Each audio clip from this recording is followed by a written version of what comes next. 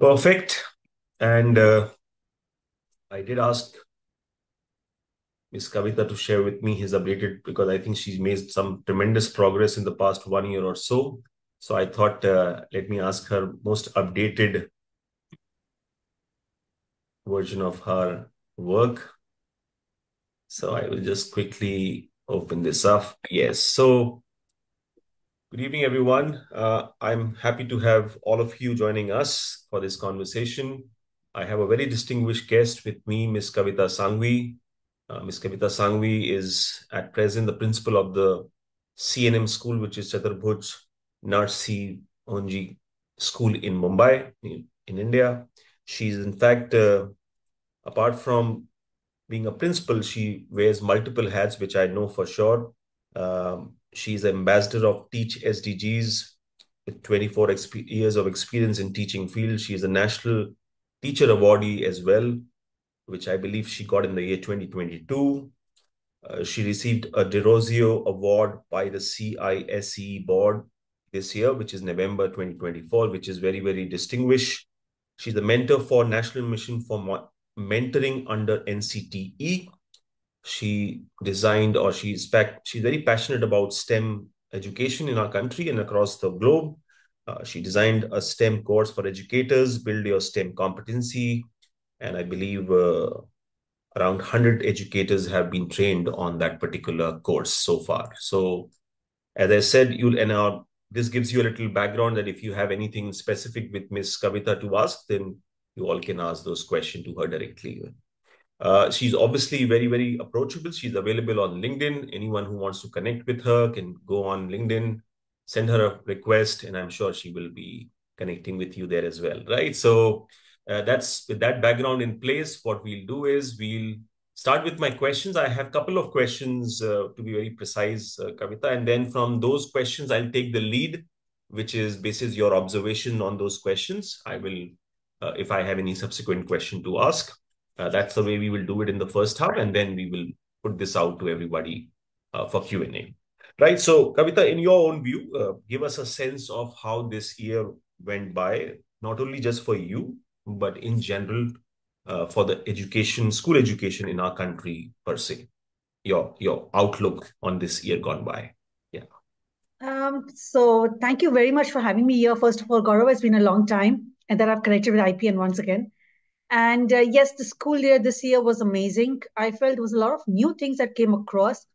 The buzzword obviously was this year AI, and I think every school took it up very well. So the same thing happened with us also. We took it up very, very passionately. So AI has been the buzzword for this particular year with technology, teacher training, students empowerment. That was one aspect of it. A second thing that we really worked this year was a lot of, I think, a lot of mental health things that we started looking into, because realizing that technology brings us closer. At the same time, it becomes a lot of virtual worlds. So it's very important that we look into mental health also. So that is another thing that this year has been a kind of from time to time, people have been saying, okay, let's look into the mental health of our students. Let's look into the mental health of our teachers, as a school as a whole. So that has been something which is, I think, across the whole world. Um, Also, because we are part of the OECD School Plus platform, which connects all our schools to different schools across the world. Um, and I've been a co-lead for classroom interaction.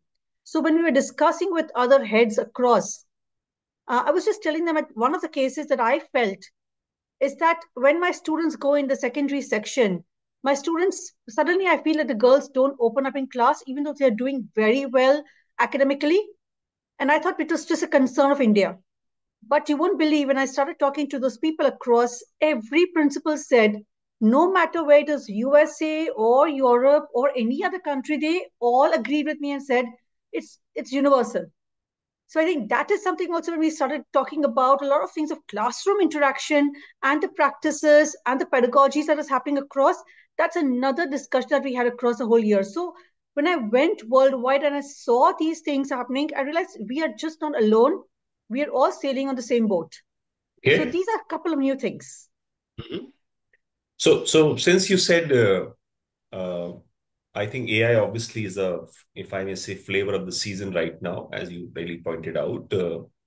But if we have to go a little deeper with respect to generative AI particularly, because that's the real application which I believe educators are using in the context of AI per se, because AI in itself is huge. It is very, very multi-pronged, if I may say. So, if I may say, just to give you a little, if you can give us a sense, what have been a practical usage of generative AI, which you think educators had taken up in your institution example to begin with, right? Apart, I know there will be some very repetitive ones. I understand that, but then we'll have to still understand from you per se. Example, people will end up hearing, in fact, everybody like which is lesson planning, etc., right? So if you can still give us a sense, apart from those very standard operating procedures, anything which you thought was used in a different way now in your school example, apart Okay, from the so rhetorics? Hmm.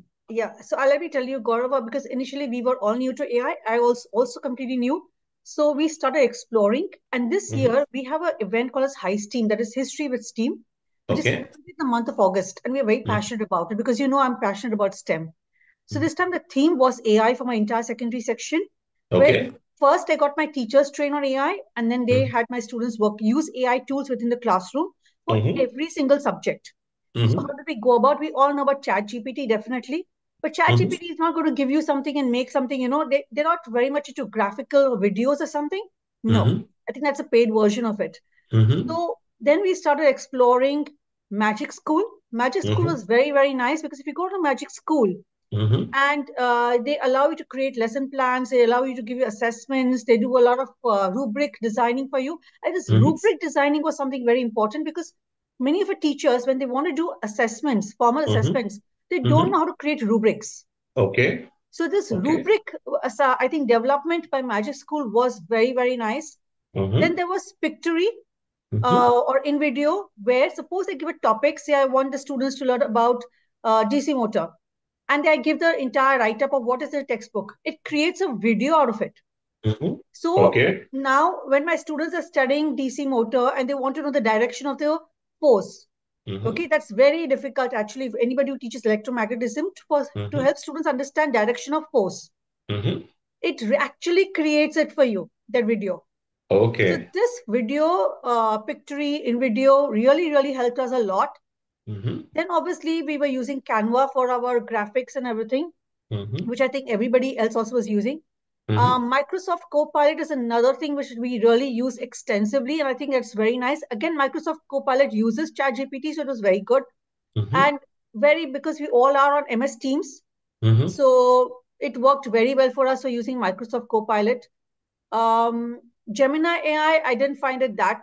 I mean, if you're using ChatGPT, then that doesn't really appeal to you much. Then Gamma AI is something which my teachers took up very well. Gamma AI allows you to create a PPT Hmm. within two Hmm. minutes. So you give Hmm. some prompts, Hmm. and within 2 minutes, it creates a PPT for you. PPT boy. Correct. So that Yes. presentation is so Hmm. attractive that Hmm. within, I mean, I had to do a session, mentoring session for National Mission for Mentoring, and I knew my topic, but I did not have a PPT. Hmm. But 10 minutes back, I wrote all my exactly what my prompts were, and then my PPT was created. So Correct. it's magic for us. So I think that Gamma AI tool also works very, very well for all of us. And Okay. obviously, there are so many other tools where you have your a lot of assessments that we do across. So those things I think we already are using in our school.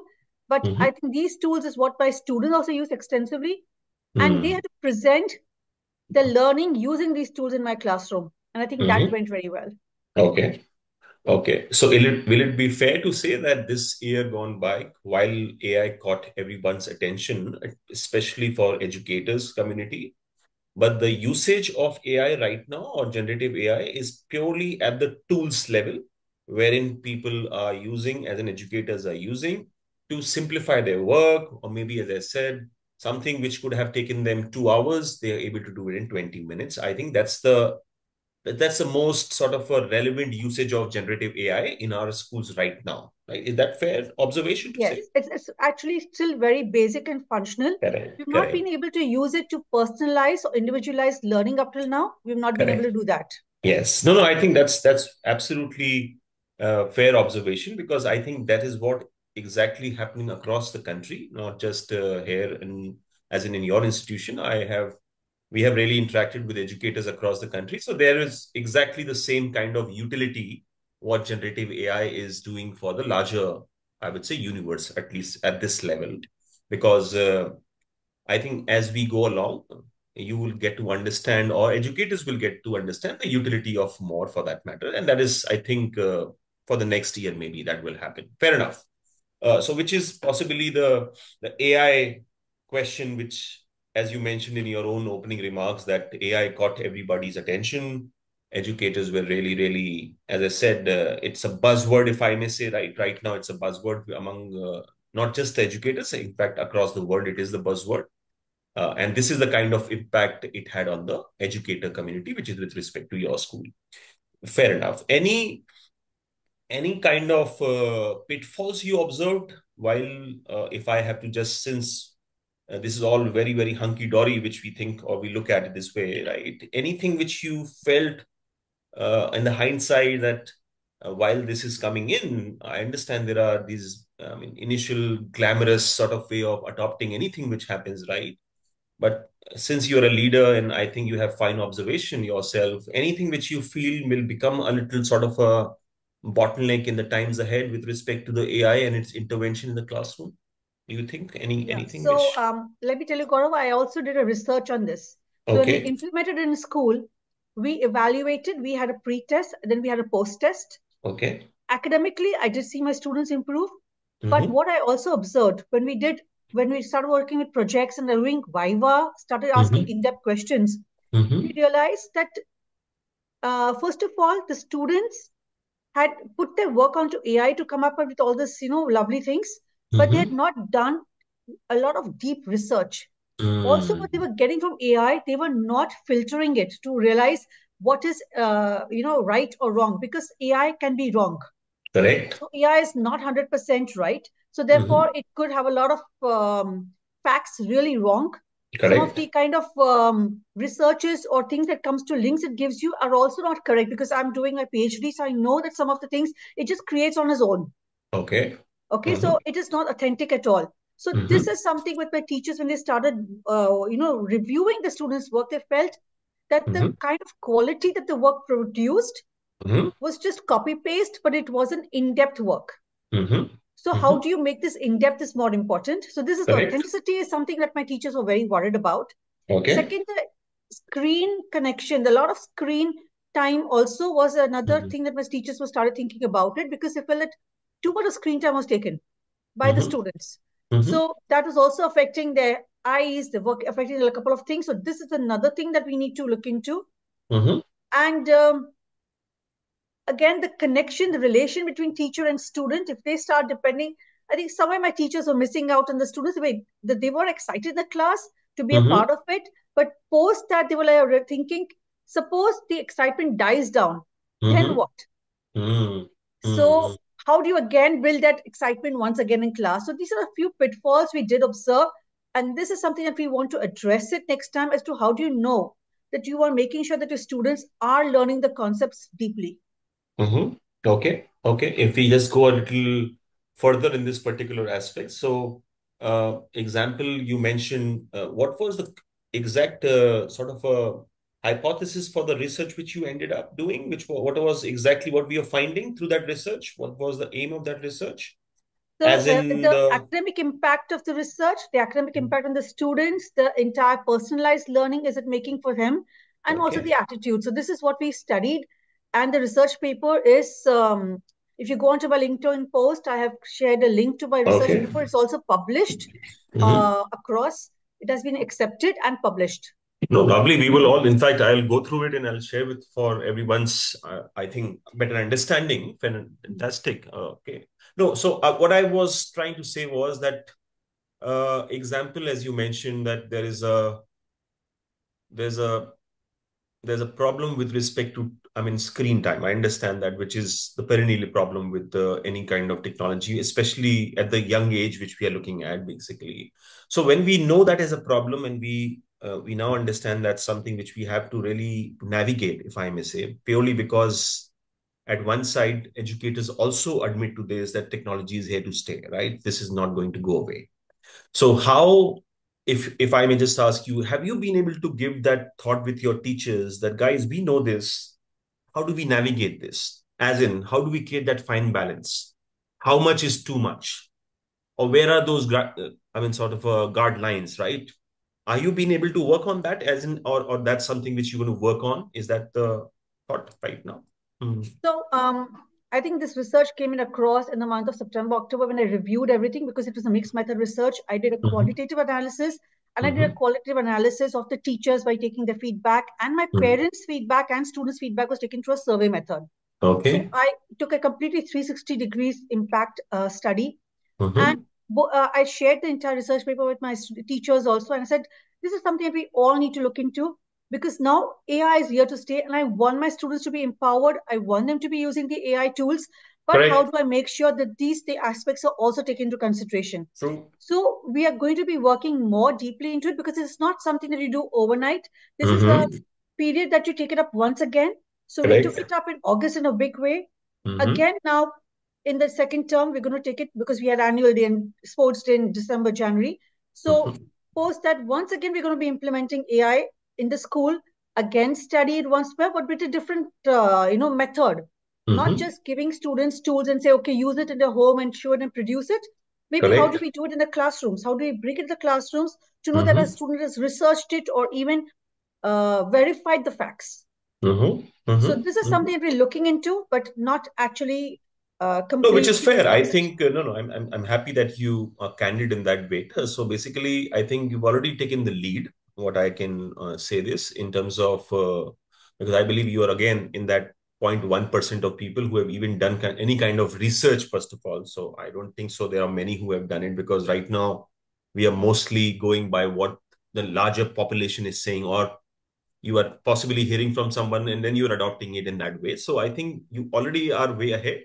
And obviously, we will get into the specifics of it a little sort of in comic academic here. I think that's what you're implying right now. Fair enough. Fair enough. That's perfectly fine.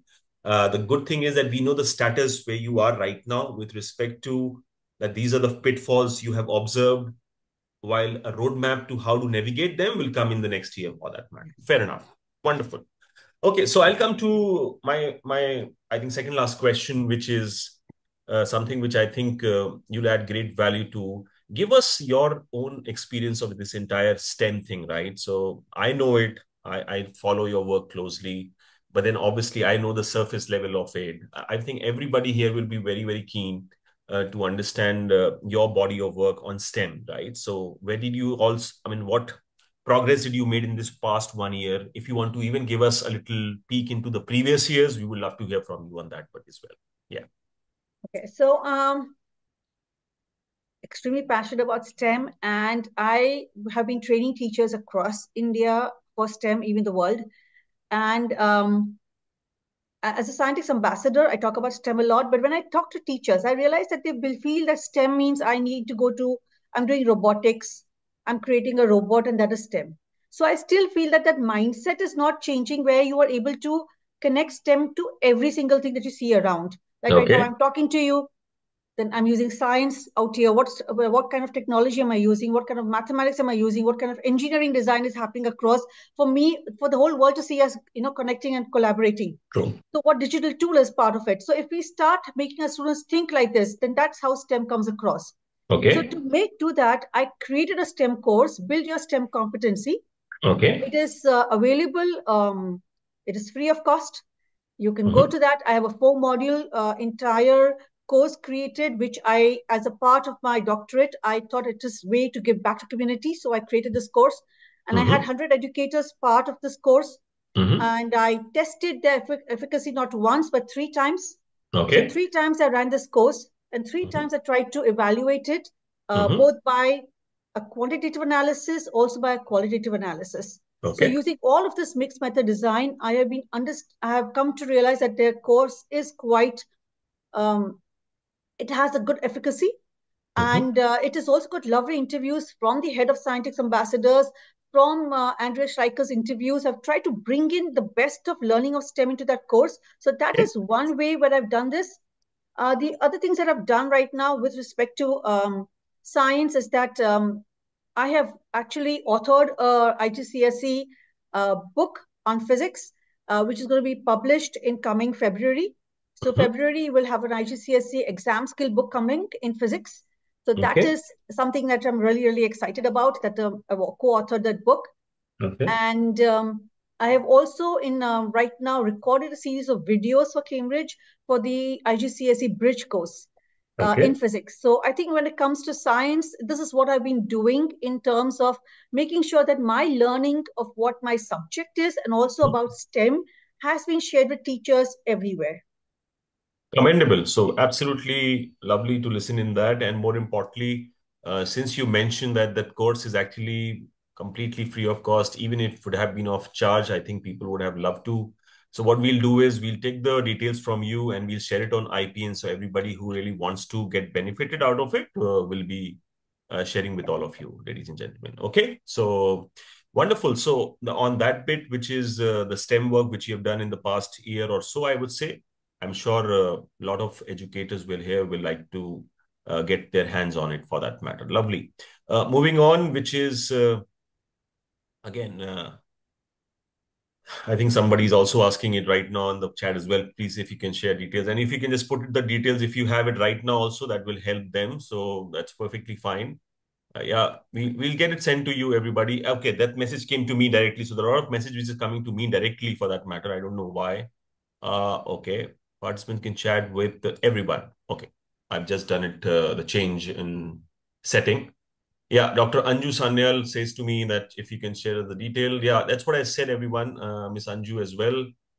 What we'll do is we'll take the details of the course from Miss Kavita and we'll share it with all of you on IPN. Okay. Uh, so that is on STEM and with respect to mental well-being, right? So I think one of the things which you said in the opening statement of yours was about mental well-being, right? So now, with technology having its own toll, if I may say, teachers obviously are usually hard pressed for time. While I think technology will definitely demystify or solve a lot of time problem, but do you think the mental well-being took a toll this year, or people have become more mature, or if I may say, educators have become more mature in terms of understanding that okay, I have to take care of my mental well being. It is not just the topic of discussion or example. This is as a leader, you sat with your team and said, guys, here is where I have to draw the line for you guys, or this is what as a leader I would propagate to you guys, create a balance. And I genuinely believe for you all to take care of your mental well-being. Has it become more of a mainstream conversation among leaders and their teachers, or it is still a very fancy topic to talk whenever we go out and say mental toll has been taken, etc., etc. So I'll tell you where I am from, coming from. I have what I have heard is that while people say this mental thing has taken a toll, but when we ask them for any specifics on it, what have you really done about this example? Then I think people really do not have very concrete answers to it. So we have identified it's a problem or it's a challenge, but if we haven't taken any concerted effort on it, then it will remain a problem, isn't it? What's your take on it?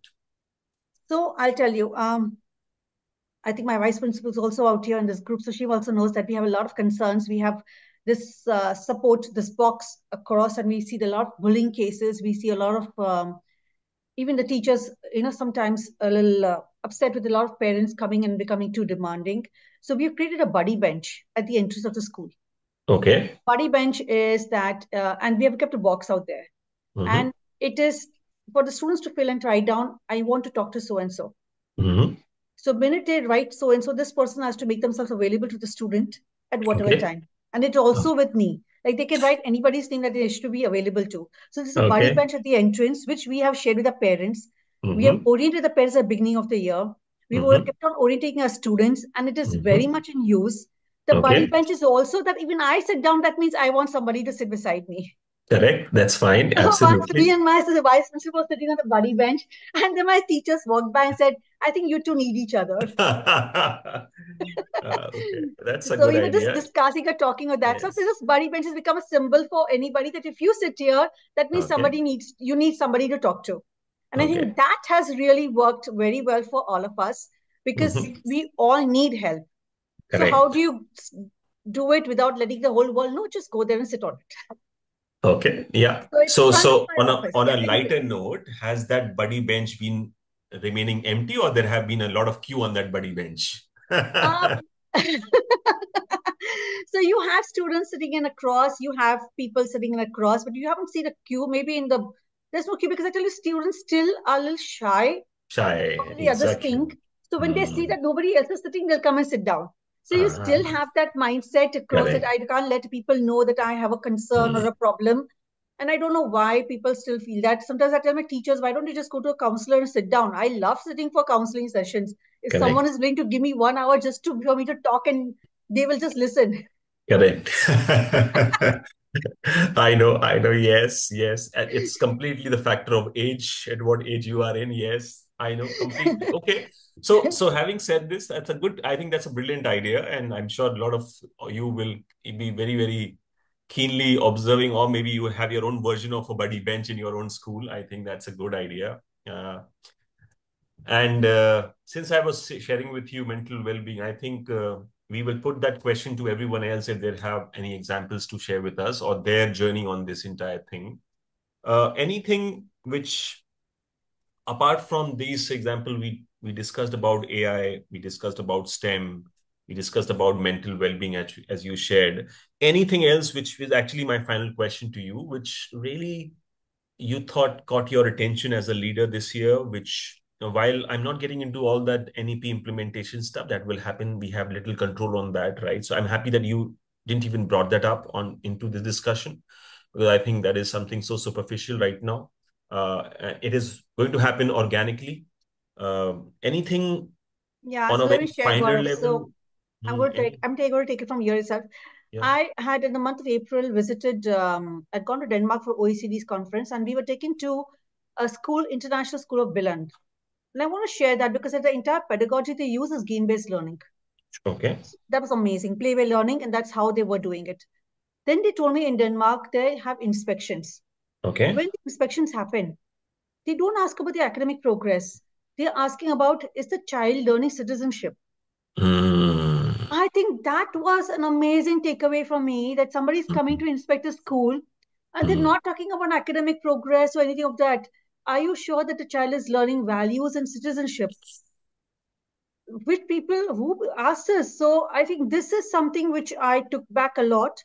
And I took back a lot of about play way learning also from building school because when I went to every classroom, mm, there was no, and when I went there, I saw the principal just in jeans and a t-shirt, and I was like, no formalities. It was just mm, so organic, and everybody's interacting. There's no hierarchy. Everybody's moving around, and I felt that was exactly how a school should be. Not mm. like this. You go to levels, levels, levels. It's like Correct. exactly everybody's approachable, and there is no air or no attitude. So this is Absolutely. something I really wish to tell everybody that just be that approachable, and then magic happens in your school. No, no, I think in those limited words, as you mentioned, the fact remains, it's a very important message that I think we have made our schools too serious, right? It should be sincere, not serious. I have always said this to my young daughters. Life is about being sincere, not being serious. Okay. Now, I think we have questions which are coming up. So what we'll do is we'll open up the house for Q&A, and anyone who is really, really keen to ask any question or have any observation with respect to what we are discussing, which is the year gone by, with respect to education, as in school education, give us a show of hand. We'll help you unmute, and then you can ask your question. Trilokji, your question. Good to see you. Good evening, everyone. Namaskar, Kavita ji. Namaste. It is always good to be there in Gaurav shows. shows, I must say. It's more like a show for us because we learn so much from it and it's so entertaining as well. I just wanted to talk about, when we talk about, the mental health of the students. I really loved what she said, but in our school, we have the citizenship already in our curriculum, and we also have the C learning in the curriculum, social, emotional, and ethical learning for the children once in a week. So that we give the values to the children. And when it comes to mental health, we believe in, keep giving the sessions for the children. We were recently discussing on banter and bullying. Sometimes just to tease you, say, oh, you're looking like this, and just making fun. And you also laugh, the other person also laughs. But when it becomes the same thing again and again, it becomes bullying. So, this difference has to be taught to the children also, so that they take care of each other's, mental health as well. Because these are small little things which makes a difference. We also discussed on the cyberbullying these days, which is becoming very, very common. You're having some problem in the school and you are on the Instagram, you're bullying each other with the bad words, threatening each other, and then that fight goes out of the school somewhere or the other. I think mental health is a very, very broad perspective altogether. I think we need to have a separate session only on the mental health during the gone by year 2024. I think your session was wonderful, Kavita ji. I always love hearing you, but I just thought I must add on only this much, which I felt can be shared with all the people who are there on board right now, to talk about the banter and the bullying, how this can be, differentiated. We should know when to stop the banter before it becomes bullying, and it can harass the mental health of the child to a great extent. Thank you so much. What a lovely expression, in fact, Tilokji. In fact, Trupti, who was our last leader who sat with us in this podcast, very, very distinguished, she's saying banter and bullying is so powerful. It's a good expression, and I'm sure you guys have thought through this very well. Thank you for sharing your experience with that. Thank you. Thank you. Sangeeta ji, over to you. Your question or an observation? Yeah, please. Good to see you as well. After you have to unmute yourself. I have been here. I usually am. बोलिए please या आपने फिर mute कर लिया अपने आप को. Is it here? First of all, thank you, Gaurav, for this amazing, I think the third session in the row. And Kavita, ma'am, it was heartening to listen to you. As we were talking of mental health, we also have something in our school which we call it as distress committee. Now, this distress committee is run by the children only, and there are some set of teachers who are very, open with children. So, and what these children have done, they have gone from class to class and, told their, juniors or their, classmates that we are available. And it's the whole set of around 10, 12 people. And, they are approachable, and anything under the sun, even if it's a bullying by a teacher also in a way, we look into that, we listen, and it has really helped, in a way that children are, more communicative, even if there is something at home. The problem is that what happens in the school we can see, but there is a lot which is happening at home also. I mean, the perils of having modernization at home also, affects him. So we do this, and the Department of Psychology is doing sessions. The children arrange the sessions for teenagers. So when you hear it from the children, you stay more connected. So it has been very successful with us, and I was very much fascinated by ma'am's STEM thing. I am sure I will ask my teachers to do it. And one more thing, AI to be integrated into schools, and we're getting very fascinated by it, Gaurav. But I personally feel, we'll have to wait and watch what are the impacts of it. But definitely, it's a tool, it will help. But thank you again, Kavita ma'am. I mean, it's really, when you listen to speakers like you get motivated that there's a lot to be done. So thank you, Gaurav, for doing this and making the Absolutely. year more Pleasure. productive. Yeah, pleasure is all ours. And having said this, thank you for your observation, and thank you for sharing what you guys are doing at your respective schools. That's Yes. very cool. Thank you. Yeah. Thank you, Gaurav. Thank you so much. I would like to share a link to a blog which I recently wrote because you're talking about a lot of these things and it's going from education to culture. So building a culture is very important. And do let me share, know your views and your feedback. In the meantime, if you have any other question and anything to share, please do give us a show of hand. We'll help you unmute and then you can ask your question. In the meantime, I have been thinking about something which I really want to share with everyone here. A lot of very, very distinguished leaders are here, very, in their body of work. I respect them for that matter. And I would love to have all of you, if you can join us on video. So we'll have this. And I may be a little outlandish, if I may say. I may be outgrown in my thought. You can correct me. Kavita will do that for me, which is very simple. Uh, can we have a scenario wherein, example, I, as a student, walk into my school and today I want to just study maths. I don't want to study anything. So I go to my class teacher, as in any teacher who teaches me maths, and that teacher is possibly similar to me. There are 10 other students who are very keen to discuss, say, today, a topic of maths. I go there and I discuss. And similarly, any student have a choice to go to any particular class rather than me following that regimental, say, lecture 1, lecture 2, lecture 3, etc., etc.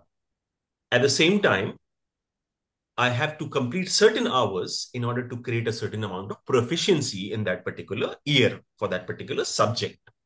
But what I'm trying to do is that if I really am keen in a particular discipline, example in this case is mathematics, I want to devote my 80% of this academic year's time on mathematics because I genuinely want to excel in it. I want to not digress from my sort of a timeline. My complete focus is there, and 20% of my remaining time is maybe on my third, fourth priority, whatever it my interest is. Example, is this a possibility in our system, or am I just dreaming about this, or that maybe I'm having an outgrown thought because I was maybe thinking too hard about it? Because I think today's students do not really, maybe example, as I said, my daughters, they just come and say to me, Papa, it's just the same thing. I have to again go to that English class, which is again 45 minutes. I really don't was very enthusiastic about it. Example, I was very keen to study today, example, science, but it did not happen for me. Right. So I just want to throw it out to all of you. Trupti is here. I really regard her as well. I think I saw somebody which is Suvina ji is also here. She's again a very distinguished leader. So can we do this? Is this a possibility, or just maybe I'm thinking off? So this can be happened if we can change the structure of the classroom. That's not that just students are seated and teachers are moving around, but teachers are seated and students are moving around. Yeah, exactly. That's what I'm Okay, saying. so that Whichever can way. happen. Also, it also makes sure that you have to the teachers have to share a schedule, and the teachers students write down which schedule they want to join the teacher, and that Exactly. particularly they block it across, and then they move Exactly. around. So that can also be happening. Hmm? So she puts in three schedules, and all the three schedules which I wish to attend, I can do so. So it can work out, but it's not going to be. How do you monitor it? How do you map out the competencies learned by the end of the year? And is it okay if I only do mathematics and not other subjects? So something to be thought about. But yes, it can be happen. It can happen 1 or 2 days a week. The rest of Hmm. the week, I think we can Yeah. allow. Which is why I'm just making, as I said, Yeah, purely on something which I have been thinking for a but it's a while. good idea. Yeah. Hmm? Anyone else? I would love to hear more on this. What do you say? Is it first of all, okay, can't raise my hand. I'll have to unmute you. Okay. Trupti, please. I think it's a fabulous idea. Ownership, like we say, agency for learning. Having said that, I mean, we are all aware that in the Western world, the moment the student reaches undergrad, which is post grade 10, they choose the professors, they choose their subjects, they choose the time they want to take the class. So that itself brings in so much of responsibility. Now, one of the virtues of our education system is that we mandate 11 subjects. And that rigor brings in a lot of discipline. I think that's why Indian children excel abroad, primarily because they have, our foundation is so strong. They go into and this is not hearsay. This is an experience I've had because I came with my children here when my daughter was entering high school. She was entering grade 9, and clearly they're not intimidated by the workload. They're not intimidated by the system. Here they break up every semester. You have just 3 subjects, and they Okay. dedicate 90 minutes in the IB program. And so the ecosystem for a system like this is imperative.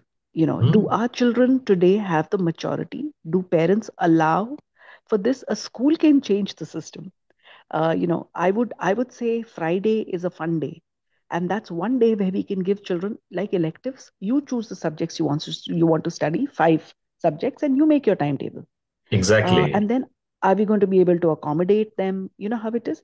The ownership to run something which is free will comes with a lot of responsibility and a lot of logistical issues I for a know. school. I know. I know. So Absolutely. we can introduce this to high school, which is like 8, 9, 10, because I feel we are grooming them to take on more responsibility. I think it's a fabulous idea. Something that can be incubated, can be given a lot of thought into and slowly phased out, because you have to educate the children and the parents. It throws everyone off when you don't have a I know. structure. I know. No. So, Yeah, sure. Please but complete your thought. Yeah, yeah, yeah. but I think it's a fantastic idea. I mean, I'm taking back so much from this session, No, no. Thank which is you. exciting because I'm copiously making notes, on the side. No, I no. do Thank like this you. idea very much. Thank you very much. In fact, no, no, I'm just bouncing this off. I think, Suvina ji, you can really unmute yourself now. I think we did help you out if you're able to do so. Otherwise, I would love to hear more views on this, which is from a pure logistics side. I understand completely, but I think why I'm saying this is I think that autonomy. I mean, honestly, this is something the student will keep asking you very, very quickly. I'm preempting this actually, to be very honest with you. Yeah, yeah, Sangeeta ji, you're saying something, Yeah, please. Gaurav, it's a fabulous idea, but we must not forget that we are already doing it with our liberal arts like music, dance, and art. The children are already choosing their, what they want to do Hmm. after a particular time, maybe when they are in grade 6 and 7. So till Hmm. grade 5, they are already having their interests, and after that, they choose whether they want to go in music, they dance, any other drama, or something like that. So, Hmm. I have taught in a type of a school, where this freedom was there. I mean, like, it's hard to believe, but then, the children did decide, that we could अभी do this. अभी अभी आपने बहुत selective चीजों को बोला है उनके लिए. I'm saying give the full buffet to them. Academic specifically. That was my aim of See, saying. Gaurav, it's possible, as ma'am was very rightly saying. I mean, already you can experiment with so many things, Correct, correct. And when you are doing the responsibility part, if you make children accountable, I think they work better, they learn better. So, and already when we are already, saying that we have to bring the national education policy in it. Like we're giving now social science BA hoga, B hoga. So why not to even make it even more, thing that we can do it. And I think we can experiment for certain days in the year, like maybe a week we can try, Okay, let's see how.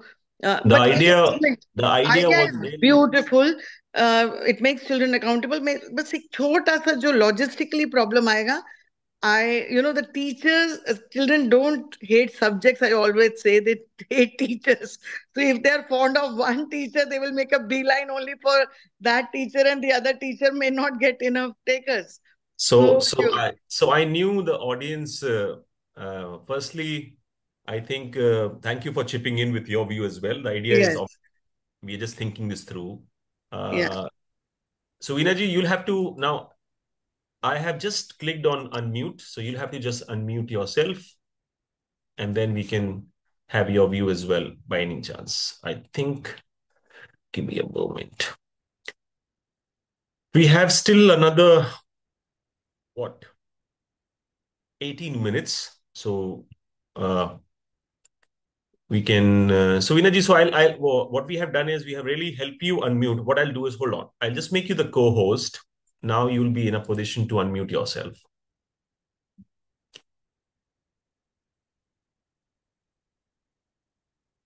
In the meantime, I think when Shwinaji's try, anyone else, and see where I am coming from, and I know this is just a thought which I thought to put it out, and I really wanted to.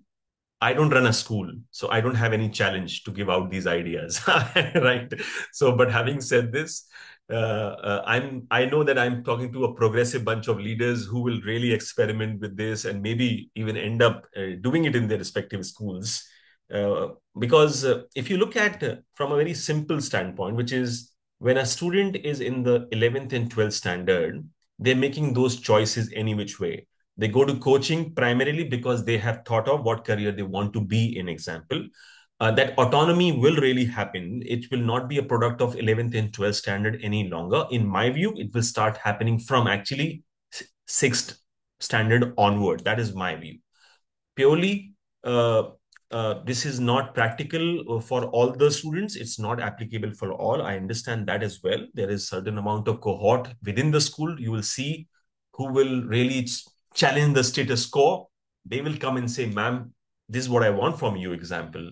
So I think I will borrow the expression of what Miss Kavita was saying, our guest was saying, that what actually a school in Denmark or anywhere else is doing is they're giving autonomy to the student, which is run it the way you want to run it. But yes, you need to keep in mind these are the sort of a broad guidelines you have to also follow.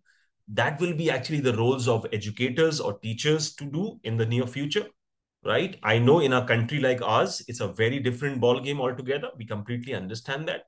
But at the same time, in my view, there are certain progressive schools who will take the lead in this particular case and set an example. Dr. Pratima, you have a question. Please go ahead. Good evening, everyone. I just wanted to ask Kavita ma'am that while dealing with the smaller kids, sometimes they come forward with certain issues at home. They come forward that some very disputed things are happening at home, and they come forward that they are not being treated properly at home also, and sometimes the dispute between the parents also is discussed with in front of the small kids.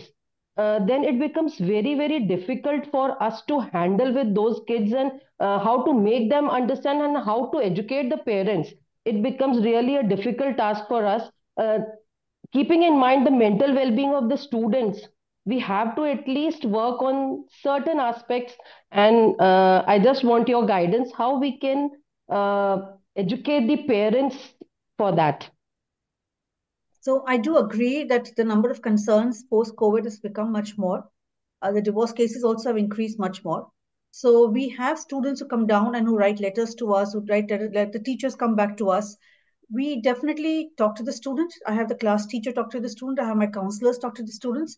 And then I have separate sessions with the parents. I recently did have a session with parents, and believe me, in front of me, both of them were started fighting so aggressively. It was quite challenging for me also. But I think when the intention is pure, and you will have to meet such people consistently, time and time again, and let them know that how the behavior is impacting the child. So when they started behaving the way they did, I just simply just said, you know what you're doing right now? What am I observing right now? What do you think your child is observing right now? The kind of language you started using right now between the two of you. And I think suddenly they realize and say that, the teacher's also watching them, the principal is also watching them, and they've gone all out of control. So this kind of showing a mirror to them also will be very, very important. And it's not going to happen overnight. It's going to happen over a period of time.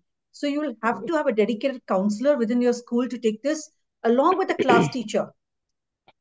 Yes, we have counselors, but basically sometimes it happens very difficult to deal with the parents and the cases that they are and in front of the students when they create such kind of fuss, and the students are small kids. I'm talking about the pre-primary kids. They're coming forward and sharing these things with their teachers, and it becomes very difficult for the teachers even to counsel the students.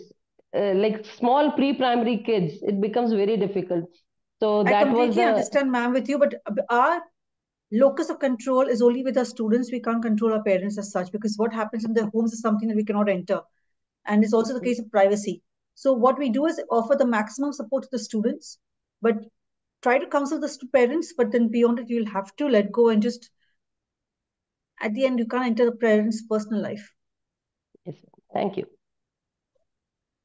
Well said. I think that's the line we'll have to draw somewhere or the other, absolutely. And we will then be otherwise charging them for 4 students, in fact, 2 boards and 2 parents.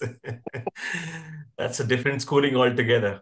But yes, very, Sometimes, very at that time, Gaurav, it sounds quite, when they're fighting, but later I on, know. after in hindsight, you actually start laughing at how sometimes they're so childish. And I feel Bad sometimes when schooling. in the class, that ego is still not left the child, I know, left I the know, I parent, know. even when they become so at their 30s, 40s. No. I'll share something very personal, deeply personal, which happened to me. My elder daughter reached out to her teacher and she said, my father and my mom, as in my wife, speak at a very loud voice at times when they're interacting with each other. And we absolutely had no idea that my daughter is so observant, as in she's very perceptive by nature and she's fairly emotional as well. So she doesn't share with me or my wife. My wife is a behavioral counselor, by the way, in the same school. So she goes to her teacher, says to her teacher, then it comes to us as in back and forth. And in fact, principal calls me on me and she says, Gaurav, this is what has happened really.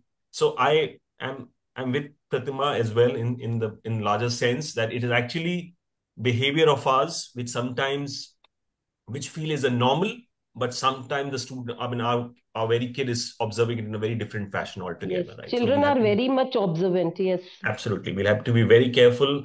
I made a conscious effort from there on that I'm not raising my voice too much for that matter. So all that put together, yes.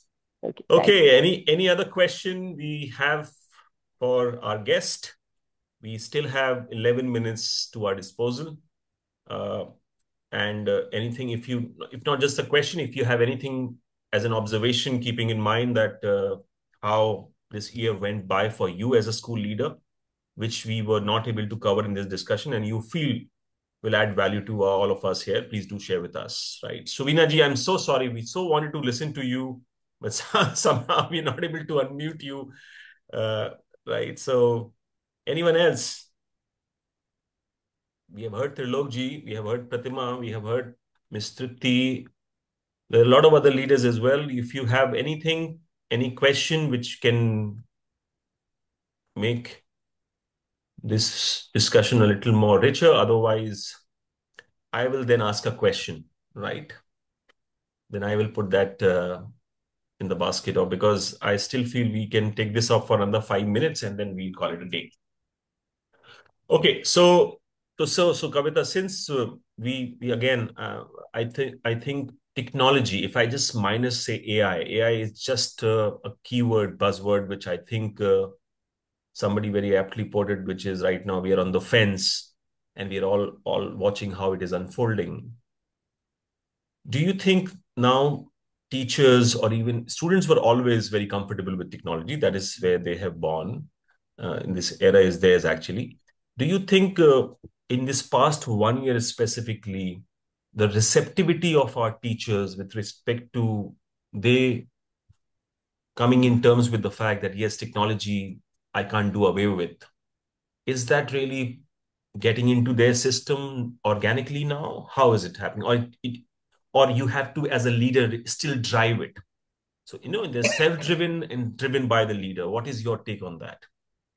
I think now, our teachers are very, very savvy with technology, because they've realized that technology really helps them with, it makes life very easy. Mm-hmm. So I'm not just talking about AI, I'm talking about any kind of tool that we use Correct. across. Everything has become so simple for all of us. So why would I give away? Why would I not accept it? I want my life to become much more simpler. So why will I not do it?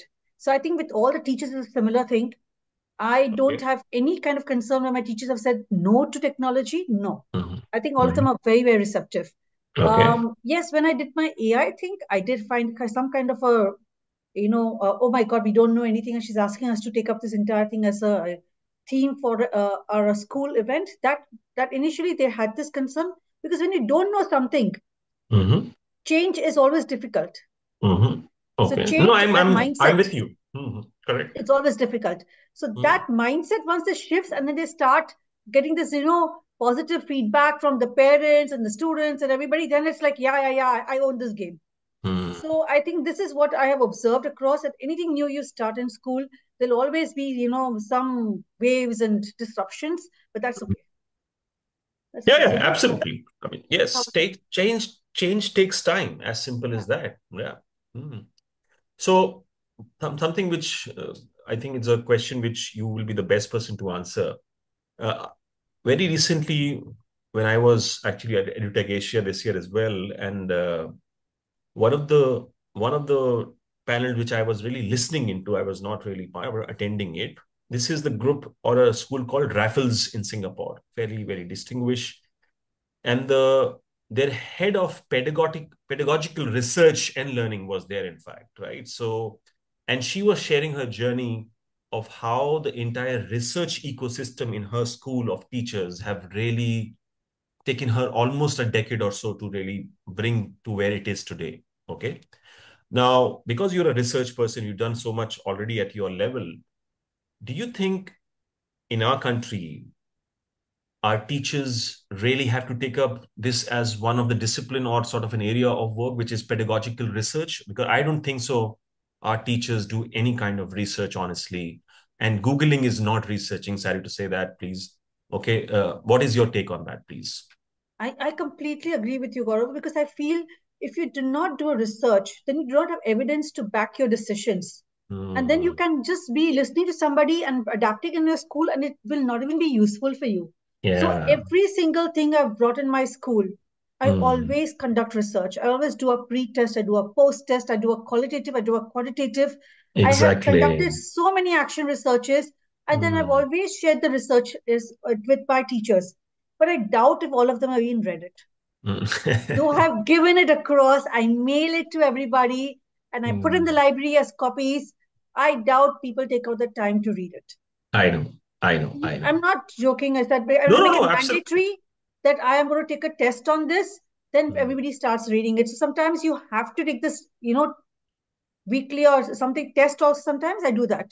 And I'm very, very happy that we also have a third party evaluating us or monitoring us, and accreditation party, because then it's like, everybody has to work.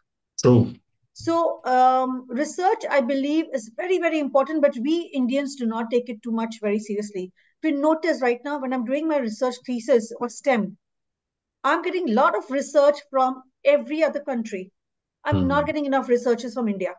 And my Absolutely. guide keeps telling me, Kavita, there has to be at least 25 researchers in a STEM. I said, tell me, Mm. where is it? Tell me, where is it? Because nobody's done it. So that problem is nobody is conducting researches. I meet so many heads. How many heads have conducted researches in their own Mm. respective schools? Okay. I may not be liked, but that's a fact.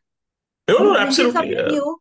Where is your research? Show me where is your efficacy. Show me your evidences that this has worked in your school. And it's not difficult.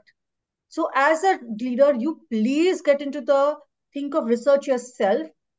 Make sure that all your decisions are backed by the research. Then your teachers will also accept it because you have data, and data is king. So if all of these people are using data as king, then why aren't we using data? We have got so many students, we've got so many teachers and parents. It's easy for us to collect data. It's difficult for an outsider to collect data. For educationists, it's very easy because it's within your own classroom. No, no, So this I is can't something. agree more. As simple as that, because to give you a little perspective on that, even when she shared, and I'm sharing her data point in that institution, which is such a progressive institution, in 15 years, only 15% of their teachers have gone under any kind of research. So it's a very niche category in itself. I understand that not everybody is cut out for research. Also, we have to agree to that, right? But but a school as an institution, I believe all progressive institution, a lot of them are here as well, and I believe a lot of teachers are also here in this conversation. In today's day and age, you will have to, because everything else otherwise is actually available on Chat GPT. I mean, secondary data is now available on, right? More refiner secondary data is available already on Chat GPT. What is Google? Google is secondary data. Someone else's research which you can find out on it and read. That's secondary data, right? But where is your primary data, which is in your own context? People don't have it. And we can obviously, can't unmute myself. Oh, okay. Please. Ma'am, if I may ask, I'd like to know, because you have done a deep dive in this and now you are really looking at the uh, critical data, needless to say, on an order of priorities, what would you think should a school, which should be introspective, what kind of research should one be looking at? I mean, for a leader, it's challenging because, we're looking at, uh, we're looking, today to run a school is we arrive at a situation and then we debrief and we work out and then we say, okay, let's go back to some stories or some success stories where they have encountered a situation like this. We speak to our mentors and we try and get some kind of a perspective on how to progress. But when you talk about pure data or pure research, what on your mind would be, as a person of STEM, what would be the first three things that you feel a school should invest in? What kind of research? Because I this is not this is a little bit of a gray area for me. I'm trying to think what would be also.